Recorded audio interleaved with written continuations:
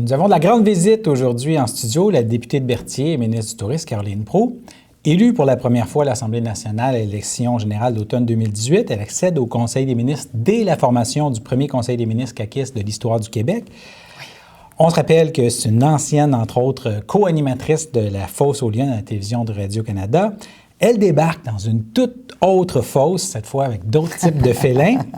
Avec maintenant un peu plus d'un an d'expérience comme députée et ministre, elle est avec nous là, pour revenir sur cette première année mouvementée qui a permis de faire de nombreux apprentissages, on peut le présumer. D'abord, Mme Proulx, on peut peut-être se poser la question, là, votre titre que vous aviez à l'époque, là, La Fosse aux Lions, est-ce que c'était inspiré du livre de Jean Chrétien qui avait fait là, sur ses mémoires politiques là, Dans la Fosse aux Lions? Faudrait demander à la conceptrice de l'émission à l'époque, la volonté à l'époque, c'était d'avoir une émission qui ressemblait un peu à The View aux États-Unis, qui était une émission à grandeur d'écoute, qui d'ailleurs est encore en ondes avec Whoopi Goldberg. C'était de réunir des femmes autour de la table. Ouais. Et le titre était juste parfait. Il n'y avait pas de clin d'œil, je ne crois pas. Non. Et si on reprend justement cette métaphore là, de la politique comme fosse aux lions, est-ce que vous trouvez que ça...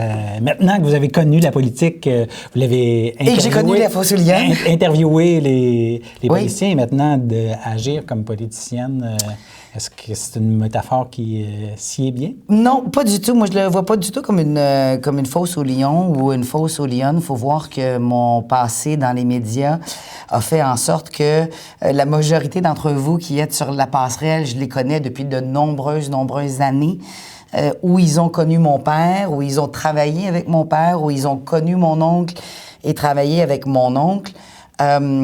Et vous savez, lorsqu'on décide de plonger en politique, il faut avoir un apprentissage des médias. Je parie, puis ça coûtera pas très cher, je parie que le premier ministre, le premier ministre m'avait, lorsqu'il m'a confié le poste de ministre du Tourisme du Québec, il a fait référence, évidemment, à mes capacités communicationnelles, du fait que j'étais issue des médias.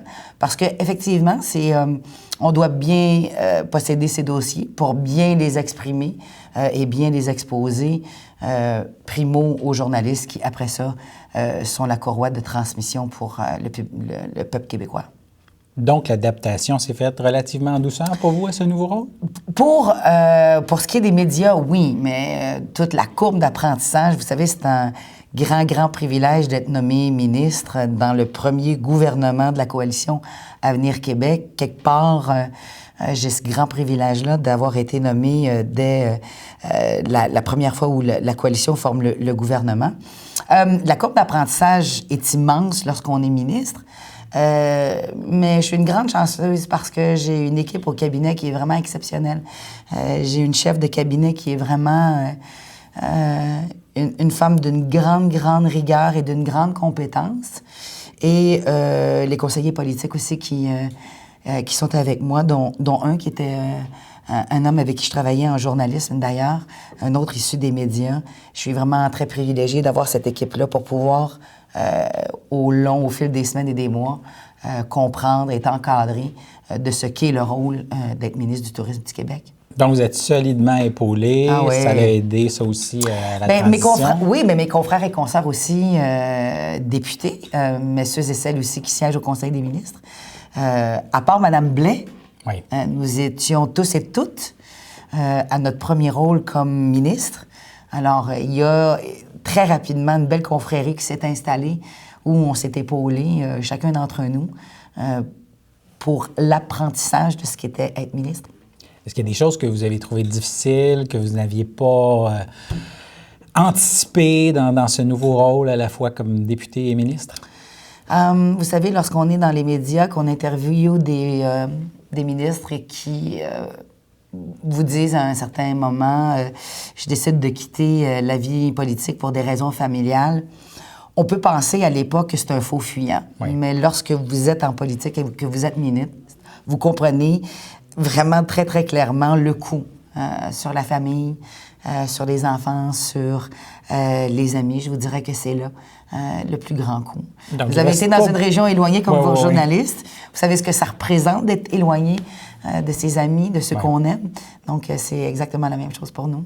Donc, c'est un gros impact sur la vie personnelle quand même. Là. Je vous dirais qu'après 1 an, puis même après 6 mois, on trouve un équilibre dans tout ça. On trouve d'autres moyens de communiquer on pallie à une situation avec d'autres moyens de communication. J'ai déjà vu mes filles me faire un FaceTime durant un caucus où je me suis excusée quelques minutes pour aller dire bonjour à mes filles. Puis de passer quelques minutes avec elles. Tu avais de jeunes enfants? Là? En fait, je suis grande-tante. Je suis pas tante, je suis grande-tante. Alors, je les appelle mes filles. Okay. Jeanne, Ariel, Ève, Ulysse, qui ont tous en bas de 10 ans. Fait qu'on utilise les nouvelles technologies pour pouvoir se parler. Et à l'inverse, qu'est-ce qui a été comme une belle surprise? Qu'est-ce que vous avez le plus aimé là, dans ce nouveau rôle? Je trouve qu'on a un groupe de femmes qui siègent au Conseil des ministres qui est assez exceptionnel. Vraiment.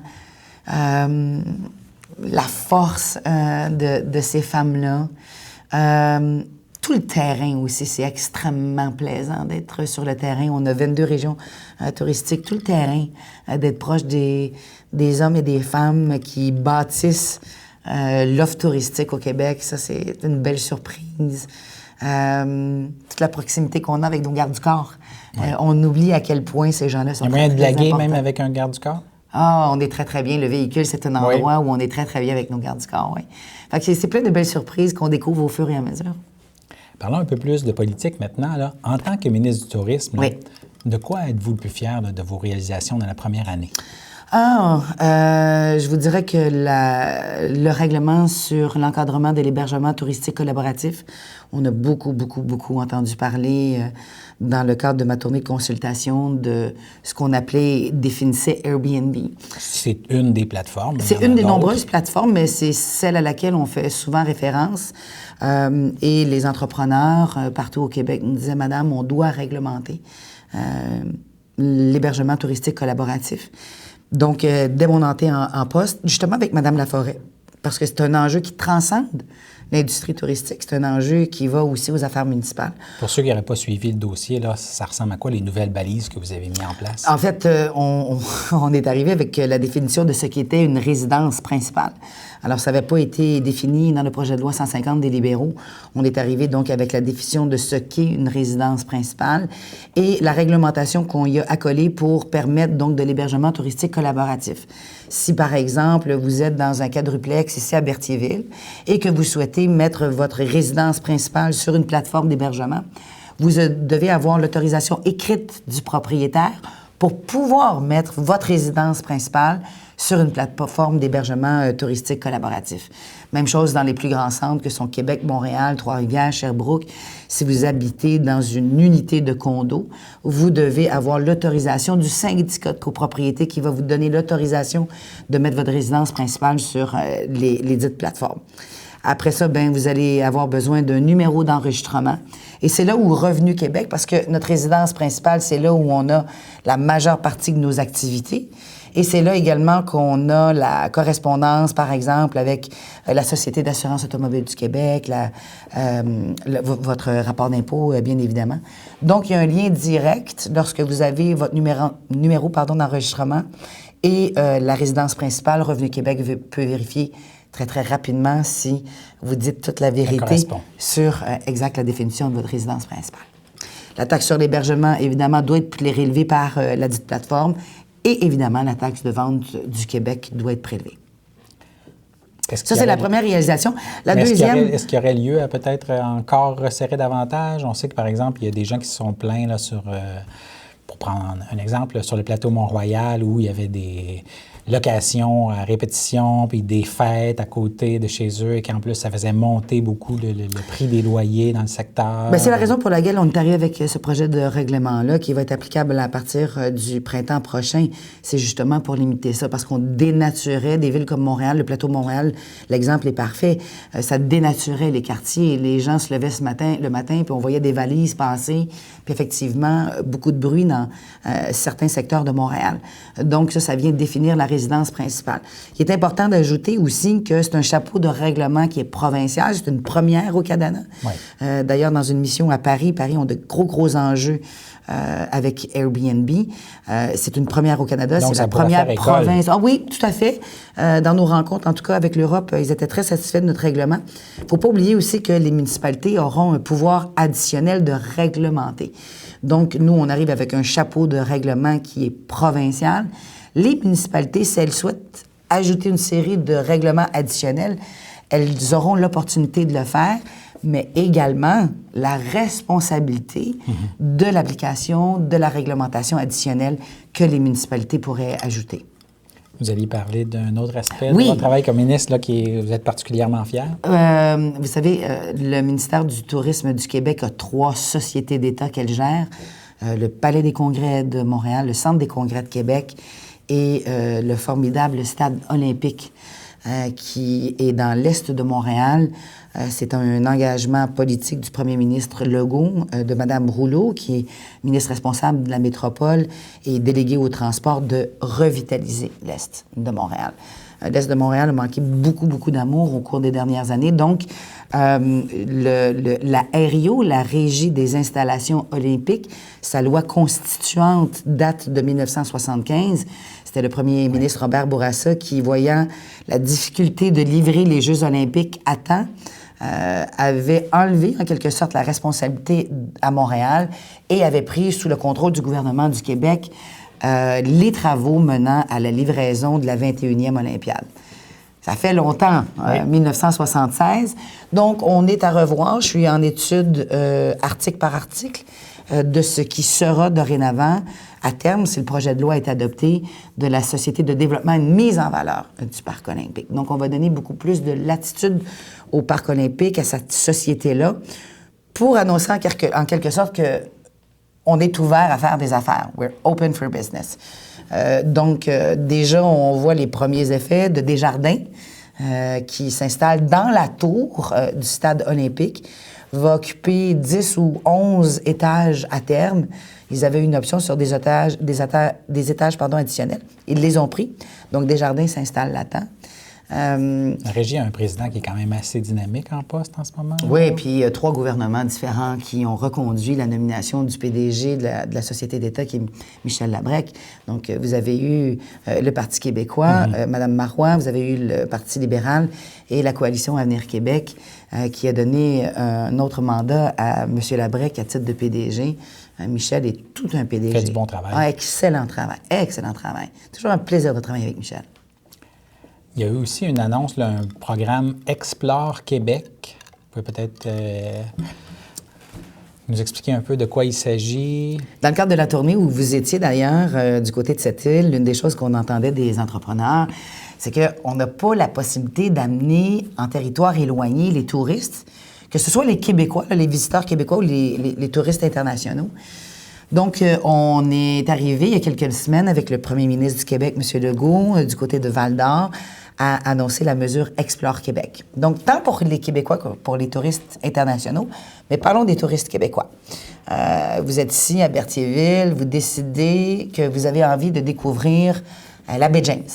Donc, vous allez prendre la porte de Montréal ou de Québec.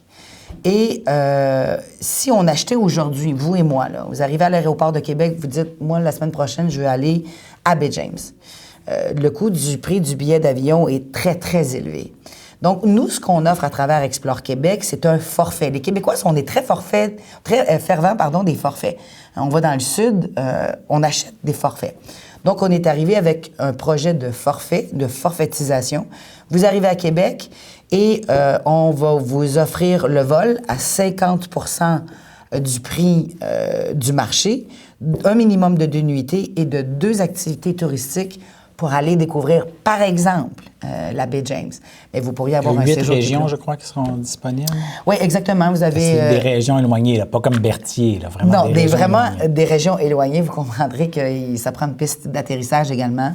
Donc oui, la baie James, Matane, la Gaspésie, les îles de la Madeleine, la basse Côte-Nord, le Nunavik.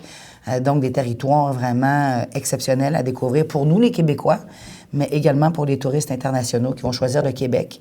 Donc, du départ, par exemple, de Paris, on va leur offrir un forfait additionnel en disant « Avez-vous envie de découvrir les grands, vastes territoires québécois? » Donc, on va les forfaitiser également à partir de l'international. Fait que ça allonge les saisons. Les forfaits sont disponibles à partir de février, je crois. Pardon? Et ça serait disponible à partir de février. Exactement. Et l'objectif, c'est de garder chacune de ces régions-là bien vivantes, d'allonger les saisons touristiques également, puis de permettre aux commerçants, aux hôteliers d'avoir davantage de gens qui visitent ces régions éloignées-là. Moi-même, je fais le Nunavik là, au mois de juin. Je crois que le premier ministre Legault, lors de l'annonce, avait même fait miroiter que ça pourrait avoir un effet à long terme sur le prix des billets d'avion pour, par exemple, les gens de la Côte-Nord, quand ils veulent se rendre sur la Côte-Nord. S'il y a plus de trafic, eh bien là, ça pourrait faire baisser les... Oui, vous parlez à l'ancien d'Air Transat qui connaît un petit peu ce marché-là touristique. Évidemment, avec Explore Québec, on croit qu'à terme, il va avoir une pression et ça va faire en sorte que le coût du billet d'avion sec, ce qu'on appelle sec, donc moi je décide d'aller visiter mes tantes à Matane, mais je n'aurai pas besoin d'hébergement parce que je vais vivre chez mes tantes. Donc ça va créer une pression qui va faire qu'à terme, le coût du prix du billet d'avion va réduire au Québec. Parce que pour l'instant, c'est vraiment... Il n'y a pas beaucoup de compétition, puis les billets sont à des tarifs... ça peut coûter beaucoup moins cher d'aller à des destinations à l'étranger que des fois juste aller à Sept-Îles ou juste aller à Matane. Raison pour laquelle on est arrivé avec cette enveloppe de plus de 9,5 millions de dollars pour Explore Québec. On croit que c'est une exceptionnelle mesure, justement, pour créer de la compétition et faire baisser à terme le coût du prix du billet d'avion à l'Intra-Québec, tout à fait. Revenons à cette fameuse tournée de consultation que vous avez faite pour préparer une nouvelle politique culturelle, ou je crois vous préférez parler de stratégie de croissance économique, pas culturelle, je veux dire touristique, là. Oui. Stratégie de croissance économique de l'industrie touristique pour 2020-2025. Exact. Cette politique-là, elle doit être présentée quand? Elle va être présentée quelque part au printemps. On vise le mois d'avril. On est encore à la peaufiner. La raison de la tournée de consultation, c'était pour nourrir nos réflexions justement à ce qu'on doit changer, modifier ou conserver au ministère du Tourisme pour répondre aux demandes des hommes et des femmes de ces entreprises-là. Donc, on a rencontré 1400 entrepreneurs. Après ça, les ATR, les ATS, on a rencontré chacun des maires, des préfets dans chacune des villes qu'on a faites. On a fait 18 arrêts, mais on a couvert 22 régions touristiques. Donc, tout ça, on a colligé cette information-là parce que les entrepreneurs étaient à table. On avait un iPad et chacune des questions liées au transport, à la main-d'œuvre, à l'innovation, chacune des questions qui étaient posées par le ministère, les réponses étaient rentrées dans des iPads. Donc, on a eu beaucoup de commentaires. Après, on a fait une deuxième séance avec les associations touristiques régionales pour leur demander y a-t-il des choses que vous auriez le souhait de rajouter pour nourrir notre réflexion? Donc, on a tout colligé ça. On est en train de la peaufiner. On va la présenter quelque part au mois de mars-avril. Il y a des demandes spéciales qui sont ressorties ici dans la note? Oui, les enjeux liés à la main-d'œuvre, les enjeux liés au transport, mais on est en train justement de voir est-ce qu'il y a des programmes qu'on garde, qu'on reconduit, est-ce qu'on en crée des nouveaux? Donc, on est en train de colliger tout ça pour présenter un plan stratégique ce printemps. Et là, vous n'êtes pas en mesure de nous donner quelques... Non, pas pour un avant-goût. Je peux juste vous dire que vous avez une ministre dédiée à cette industrie-là qui y croit fermement, avec un premier ministre qui également croit fermement à cette industrie-là. C'est de l'argent neuf qui rentre au Québec, particulièrement des gens de l'international. Si une famille québécoise décidait de passer un week-end de plus au Québec, avec 2 nuitées dans une auberge, un hôtel, c'est 3,5 milliards de dollars qui restent au Québec. C'est énorme comme ça. Bien sûr. Donc, nous, au ministère du Tourisme, le premier ministre, les équipes, on s'assure d'avoir une offre touristique pour l'international, bien sûr. On veut davantage de touristes internationaux. Mais pour l'intra-Québec également, de prendre pleine conscience de la fierté du territoire qu'on a, puis de le découvrir parce que, franchement, on le connaît très peu. La route Trans-Taïga, il y a peu de gens qui ont exploré ça. Et on n'a rien à envier à la Suède, à la Norvège. On a des spectacles dignes des... On est une destination de calibre mondial et on n'a rien à envier aux autres territoires quand vous êtes dans la baie d'Ungava puis vous voyez un glacier qui s'est détaché puis qui passe devant vous avec des aurores boréales, je pense que c'est un spectacle que tous les Québécois, et l'Europe, l'Amérique centrale, l'Amérique du Sud qui découvrent notre territoire, ont tout intérêt à découvrir et c'est ce à quoi on s'emploie. Et vous êtes député de Berthier, dans la Naudière, vous devez avoir des idées spéciales pour ce qui est de développer le potentiel touristique ici dans la Naudière? On développe le potentiel de tout le Québec. Je suis la ministre du Tourisme du Québec. Je suis la ministre de toutes les régions du Québec. Oui. En tant que député ici, vous avez peut-être certains projets, des filons que vous dites ça, il y aurait moyen de on a eu de belles développer annonces. Plus tel Oui, mais il y a une association touristique régionale vous voulez ici. Pas vous substituer à ils ont toute l'autorité, tout le pouvoir d'aller à la rencontre de chacun des partenaires, des gens de l'industrie ici dans la Naudière. Je les salue d'ailleurs, Denis, ils sont exceptionnels à l'ATR de la Naudière. On a fait des annonces pas plus tard qu'il y a quelques semaines, tout juste en bord de rivière avant d'arriver à Saint-Côme, pour une entreprise, entre autres, qui s'appelle Les Canaux Volants. Les ententes de partenariat régional en tourisme, c'est ça, au ministère du Tourisme. C'est des enveloppes plus petites qui viennent répondre donc à des régions touristiques comme la Naudière qui ont des projets innovants, structurants. Et c'est ce type d'enveloppe-là. Il y a de plus grosses enveloppes, évidemment, à travers mon ministère. Mais ça, c'est donc de très, très belles enveloppes pour des jeunes entrepreneurs qu'on veut soutenir puis qu'on veut faire développer, qui vont devenir des grandes entreprises touristiques. Un sujet incontournable. On a un monastère ici de Monial qui est délaissé. Ça pourrait, par exemple, devenir une attraction touristique. Ça pourrait avoir diverses vocations.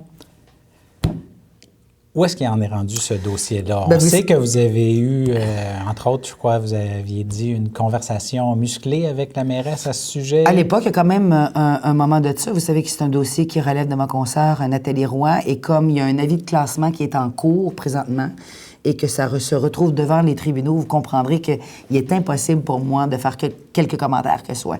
Le dossier est judiciarisé présentement, mais tant Nathalie que moi, on suit le dossier de très près pour le monastère des Moniales. Madame Roy a à cœur le patrimoine bâti au Québec. D'ailleurs, elle a fait une annonce. Toujours que la démolition, ça ne serait pas une bonne solution. Bien, en fait, c'est pas à moi de dire ça. Comme je vous dis, le dossier est judiciarisé et en plus, il y a un avis de classement. Donc, je vais laisser le soin à la ministre de la Culture et des Communications de suivre le dossier. Mais Nathalie est très, très près de moi et on a discuté fréquemment de ce dossier-là. Un autre dossier important pour les gens de Berthier, il y a 2 ponts en ce moment qui sont impraticables, qui doivent être reconstruits ou du moins rénovés. Les gens de Berthier se demandent quand est-ce que ça va débloquer ça. Oui, et on s'en est fait parler en campagne électorale. C'est un dossier qui traîne, je vous dirais, depuis un certain nombre d'années. J'ai une excellente relation avec la mairesse Nantel. Il y a plusieurs enjeux liés dans le comté de Berthier, mais je vous dirais à la grandeur du Québec, reliés aux infrastructures, aux routes provinciales et aux routes secondaires également. Il y a la route verte aussi, là, qui passe d'habitude par ces ponts-là. Là, puis là, les cyclistes doivent faire un détour. Quand on est arrivé... quand on est arrivé... C'est très symbolique, là. Ah, tout à fait. Puis M. Bonnardel est tout à fait au courant de ça. Il y a un déficit de 16 milliards de dollars au Québec. 16 milliards de dollars.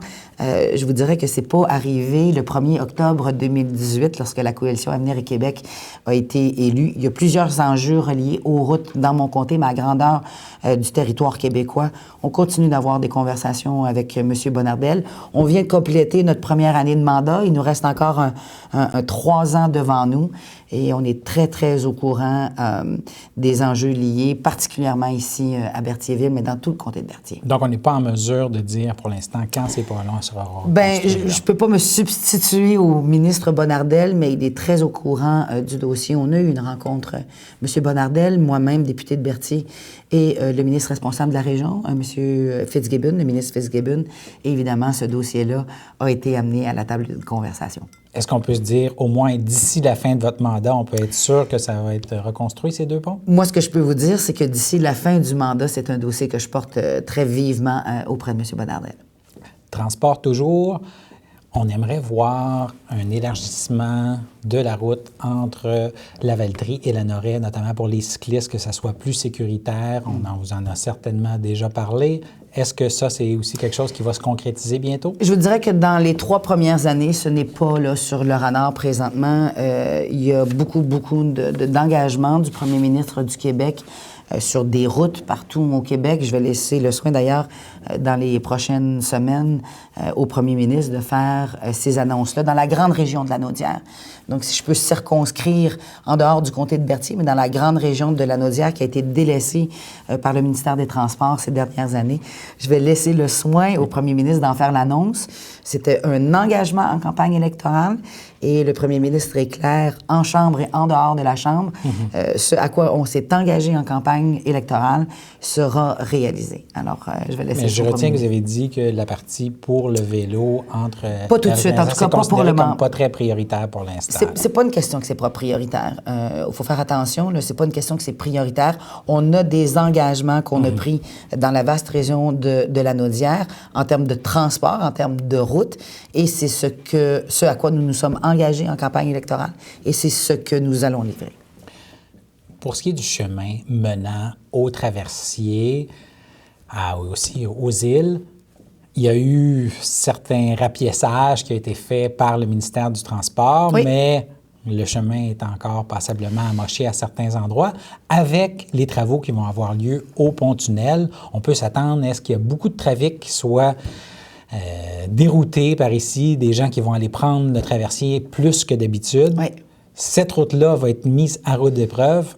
Est-ce que vous prévoyez justement investir pour rendre ce chemin-là en meilleur état? La première des choses, lorsque ces dossiers-là sont montés au bureau du ministre Bonnardel, c'est un enjeu d'abord et avant tout de sécurité. Bien sûr.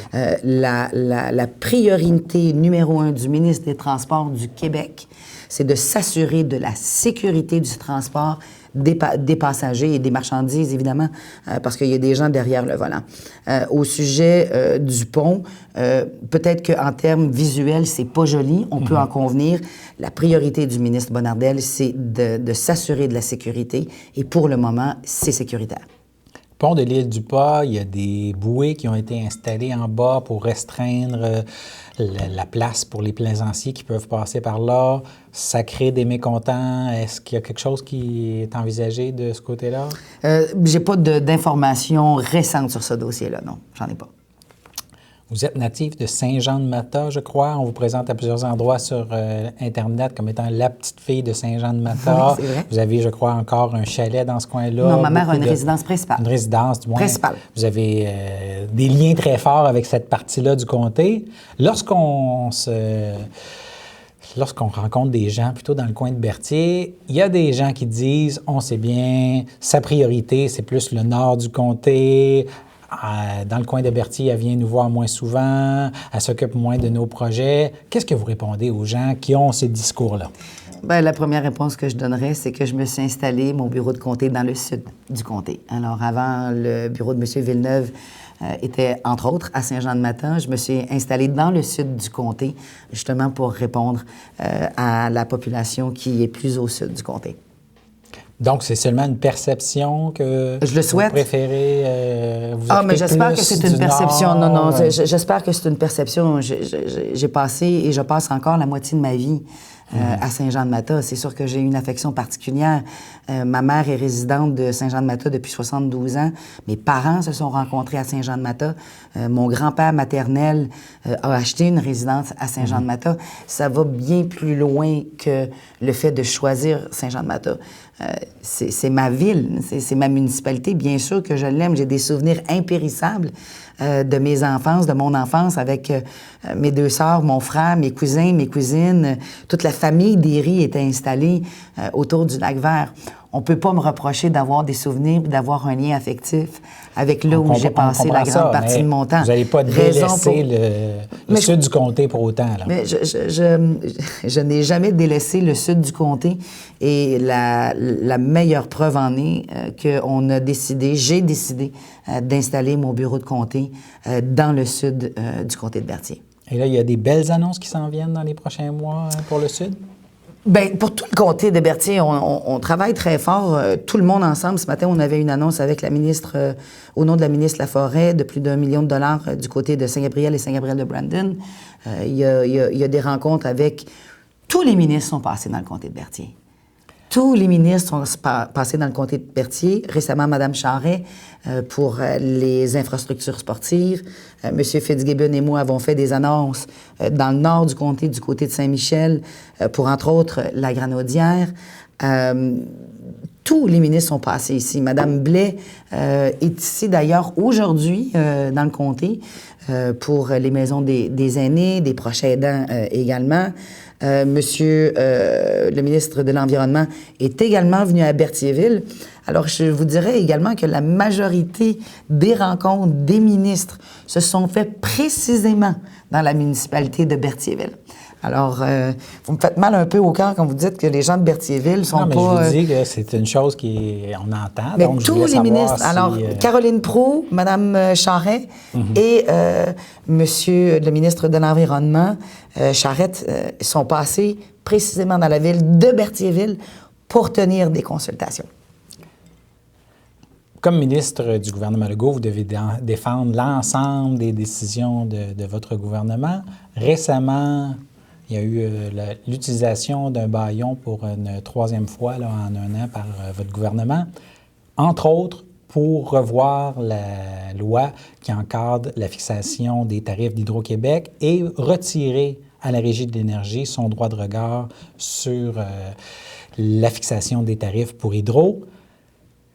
À part Hydro-Québec et la CAQ, on n'a pas entendu beaucoup de personnes applaudir cette décision-là. C'est le jeu des oppositions. Oui, pas seulement les oppositions, mais c'est le jeu des oppositions officielles. Les associations de consommateurs. Bien sûr, mais c'est sûr qu'ils vont aller chercher donc des mémoires de ceux qui vont être en faveur de la position des oppositions officielles qui sont défendues. L'engagement du premier ministre est encore et sera de remettre de l'argent dans la poche des contribuables québécois. 5 sur 10 ans, est-ce que ça risque pas de coûter plus cher pour tout le monde? Bien, écoutez, il va y avoir une révision dans 5 ans, telle que M. le ministre Julien l'a défendu la semaine dernière en Chambre. Je pense qu'il a été très, très clair là-dessus, le ministre Julien. Donc, un gel tarifaire pour 2020 et à partir de 2021, à l'inflation pour les tarifs d'Hydro-Québec. En terminant, là, autant comme ministre du Tourisme, comme député de Berthier, de quoi vous êtes le plus fier là, de tout ce que vous avez fait dans la dernière année? Je vais parler au nom du gouvernement du Québec. Je suis fière de la fierté que les Québécois ont regagnée depuis l'élection du 1er octobre 2018, avec une petite tape sur l'épaule de plus, avec cette partielle qui a été gagnée par ma consoeur Joëlle Boutin, un château fort libéral qui a été gagné par la coalition Avenir Québec. On est rendu à 76 députés de la coalition Avenir Québec qui siègent à l'Assemblée nationale.